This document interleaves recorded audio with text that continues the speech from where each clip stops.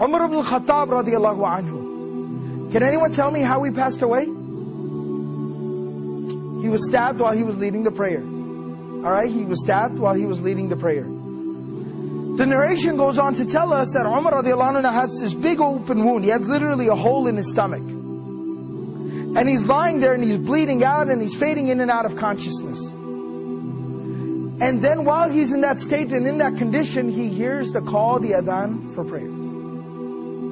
And he starts getting up. Everyone around him is like, oh, wait a second, where do you think you're going? He says, I have to go pray, the adhan.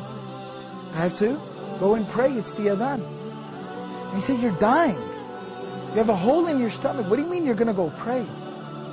And he says that, I remember the Prophet ﷺ telling me that there's no deen for the one who doesn't pray.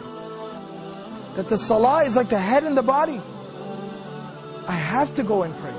This was the commitment that these people had to prayer. As long as I'm alive, salah is something I do. That's the commitment, the connection that they had with prayer. So this is from Surah Maryam, Surah number 19, ayah number 31.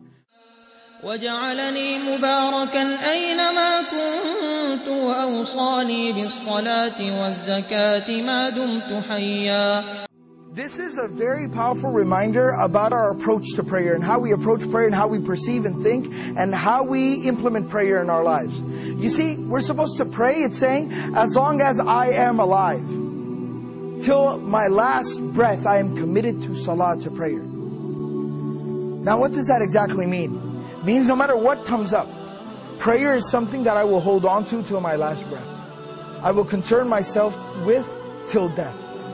And the Prophet ﷺ demonstrated this. He lived this. Now this isn't just theory, this isn't something just fancy to say. It's not just a fancy slogan. The Prophet ﷺ lived it. You know, about a week before the passing of the Prophet ﷺ, he fell very ill.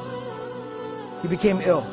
And the Prophet ﷺ was incapable of standing up and even walking on his own.